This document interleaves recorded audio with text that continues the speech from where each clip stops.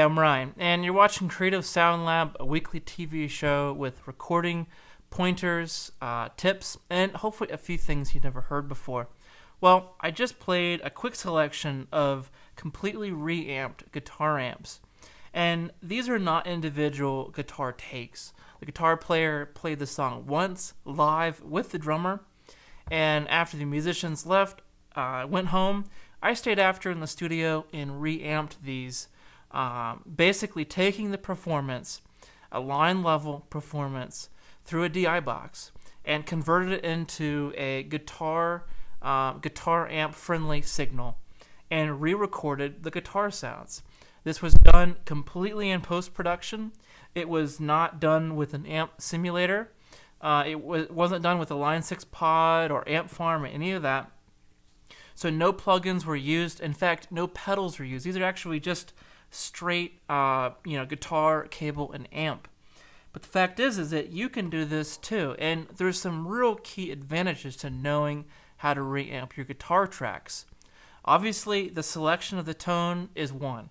Okay, it's great because if you don't know what tone you're looking for, then you can always decide later. You can set up something that's kind of a safe bet for you to play to, for you to just make the music feel good. But if you don't know exactly what tone you want, you can always change it later. Secondly, if you're in a live situation, you can always reamp and get a better tone in the studio in a controlled environment with really good mics. And, thirdly, if you don't have an amp that you really like, if you have a friend that you're going to be seeing 2 weeks from now, and you say, bring your amp, I want to play all my tracks through your AC30 or something. Well, you can actually take your tracks, play them through a better amp. Somebody within your network of friends or bands that you've played shows with, you could help each other by using each other's gear for your guitar tracks. So I'm going to walk you through a step-by-step process today and then show you the results that I've gotten through guitar reamping.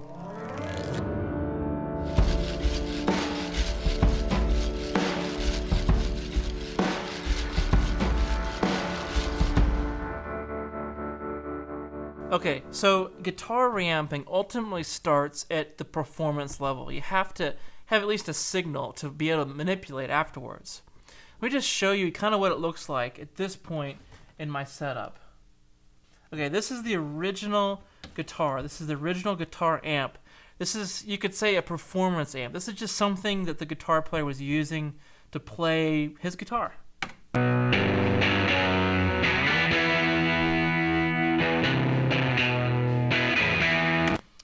Okay, now that guitar, before it hits the amp, sounds like this. This is just the guitar sound, and this is the signal that we need to capture. And I'll show you how to set this up in just a moment.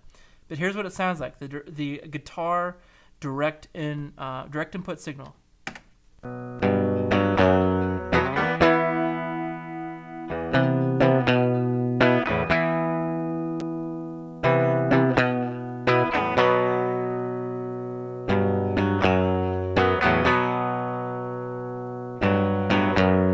Okay, so you can see it really just sounds like an underpowered amp of some sort, an amp on 1 or 2.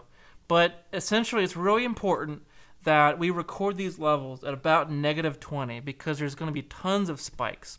You don't want to clip these signals. So let's walk through on exactly how to set this up. For this, let's go into the live room. We're here in the live room, and the guitarist wants to play to this amp. This amp is how he will hear himself.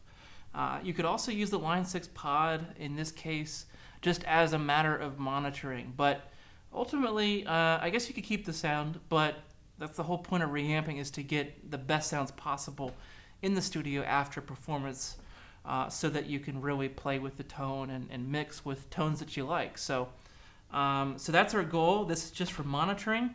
And to do this, you'll need a DI box. This is a Type 85 a Countryman DI box. It is active. It does take a 9-volt battery as well.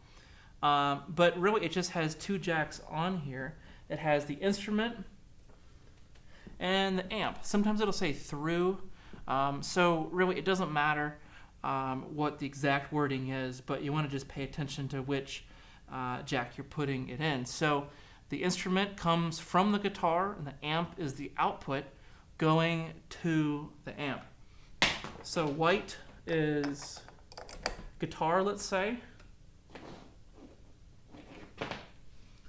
And then that signal goes through the DI box and straight back out to the amp, which is red. Then the red is obviously into the input of the amp. So that's a real basic setup. Of course, the magic here is not that it just goes through the box, but we're capturing it. We're recording it at this point right here. So that's where the XOR comes into play. This XOR is what you want to record at -20. So make sure you have tons of headroom on this. It is very spiky and pointy in nature. So make sure you got tons of headroom. I get asked a lot actually about where exactly you should put this DI box. Now, if you have a pedal that is critical for the performance of that guitar, a wah-wah pedal, a delay pedal, something like that, then you want to capture it after those pedals. So this goes after the wah-wah, the delay pedal. But if it's something like an overdrive pedal that you may want to change later, you're not quite sure, or maybe a compression pedal or something like that, then put this before. So if it's a performance type pedal, something that the guitarist needs to be able to respond to in his or her performance, then it needs to be included in the signal that this listens in on. And that's important because you don't want to have to sit there and manually do a wah-wah pedal to get that sound back. You want to make sure that's recorded in the dry guitar signal. So let's step back into the control room and I'll show you what this signal sounds like, and then we'll go from there on reamping. Okay, so let's check out and see what kind of signal that DI box is getting. And after a while, you'll get pretty good at kind of learning how the DI signal sounds and what's a good signal, as far as like even the type of guitars. A Telecaster, Strat, various models have a different type of sound in this direct-in kind of thing. So it's kind of cool to learn the original dry sound of your guitars. Let's see what this sounds like.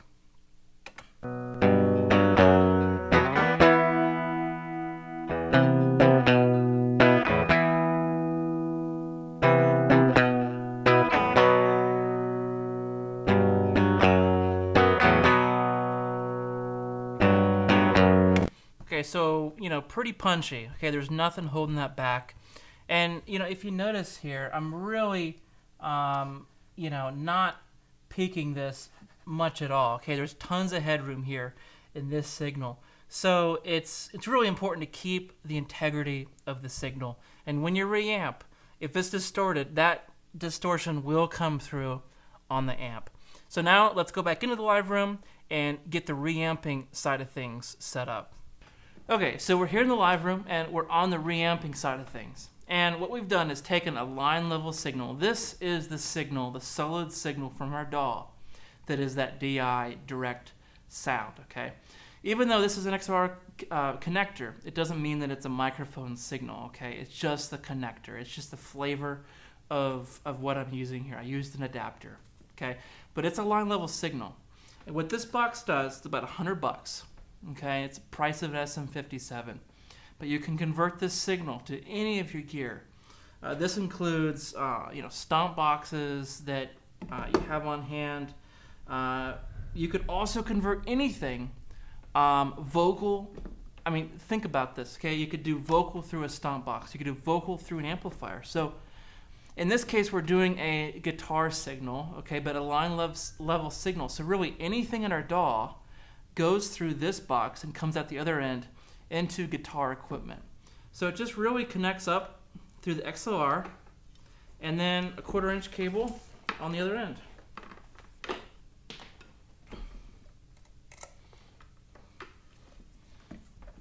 And we're pretty much ready to go. Now from here we're going to want to go back in, hit play on the signal, very slowly turn up the gain, come back in here, slowly turn up this gain, make sure you don't blow anything. But it's really quite simple. And like I said, this overdrive effect is, it's not a performance-related effect, so this would be a great time to experiment with various pedal settings, things like that. Now, if you don't have a DI box, you can actually do it with a passive direct box. It's really not, I haven't had any luck using an active direct box, but passive, it's just literally just wires and connections and a transformer.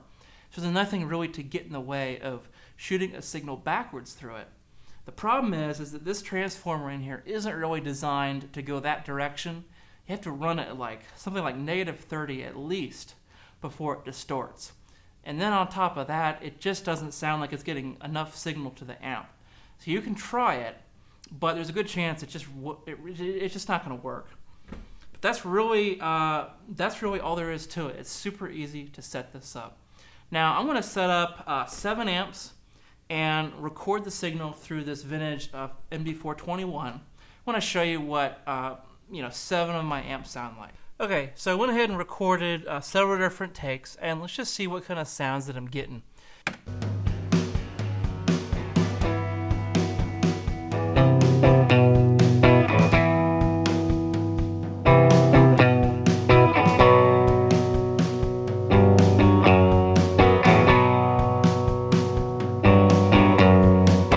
Okay, not bad, but right away I'm seeing a pitfall in this process. The fact that the guitarist isn't actually performing to these amp sounds, these amp settings. So he has no way of interacting with these settings. It's just something to consider. And regardless, if you're using amp simulators or you're using reamping, this pitfall is the same in either case. So it's just something to consider, and it kind of reflects on how you choose the amp as far as for monitoring, that monitoring guitar amplifier. So it's just something to consider. Here's another one, a 1965 Gibson Scout.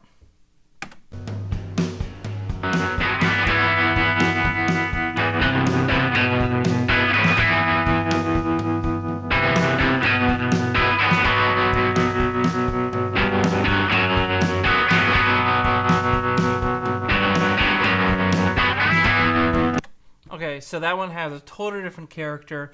With real amps, you have huge sweeps of characters, sounds, and sonics, and this is really the cool part about reamping. It's almost identical to the amp simulator plugins like Amp Farm, Line 6, pods, things like that. But these are real amps. We're getting access in post-production, the sound of our amp tones. It's incredible. Let's try the next one. This is a 1950s Danelectro.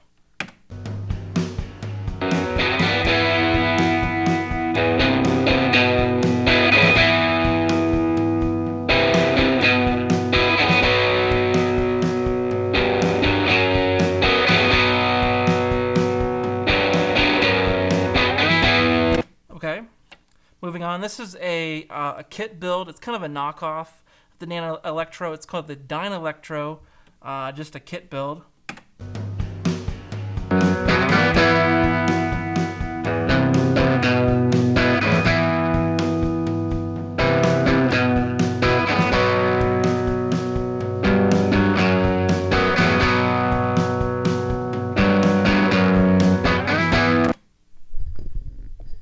Okay, once again, totally different sound. Let's keep going. Here's a Little Dog 59 kind of style tweed amplifier.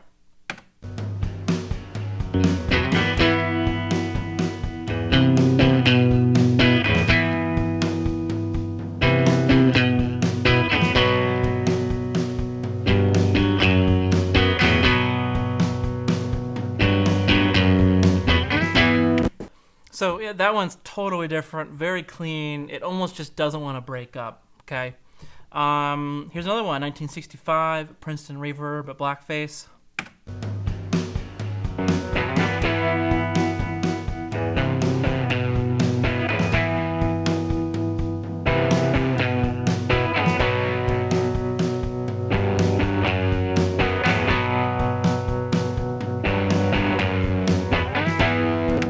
Okay, so tremolo is kind of a unique thing as well. If you're reamping because you didn't get the gain setting right, like maybe you wanted more overdrive, less overdrive, that's a great reason for this process. If you decide later you want a tremolo, this original monitor guitar amp happened to be the 65 Princeton. Here's the original guitar take. In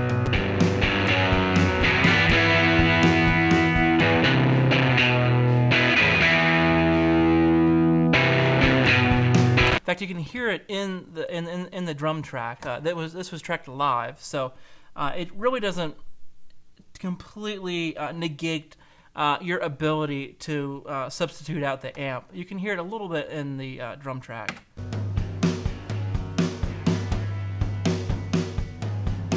Okay, so it's there, but you know, if you decide later, man, I really wish I put the tremolo on.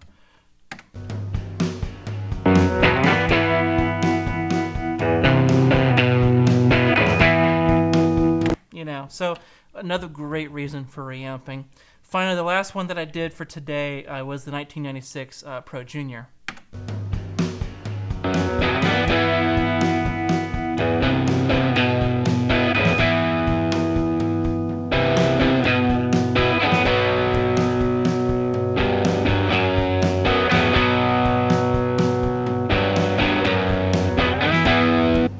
So you know, the EL84 tubes of the Pro Junior really broke up kind of nicely. It's one of my favorite amps, along with the 65 Gibson Scout. And you know, to wrap this up, reamping is just a really cool tool. If you have just a $100 box, you can be exposed into any sort of guitar effects that anybody would bring in your studio.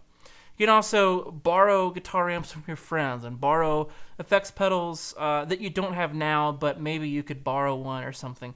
So it just opens up the floodgates of all the effects that you can do. Of course, you can send anything in there. So you can send drum tracks into a guitar amp. You can send vocal into a guitar amp.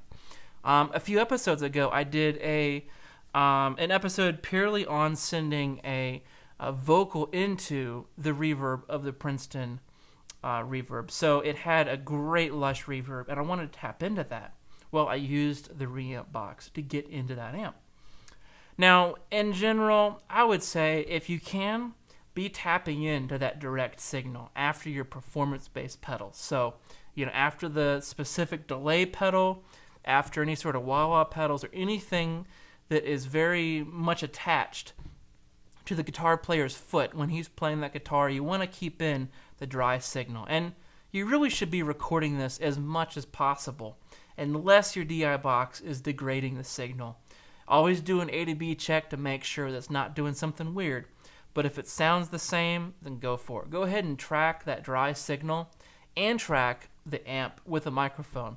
And hopefully you'll be able to keep that original guitar amp, because if you can get tones that you like at the beginning when you're in the moment of the song creatively and just in that headspace, then awesome. You know, you'll be able to make decisions that are good for that song.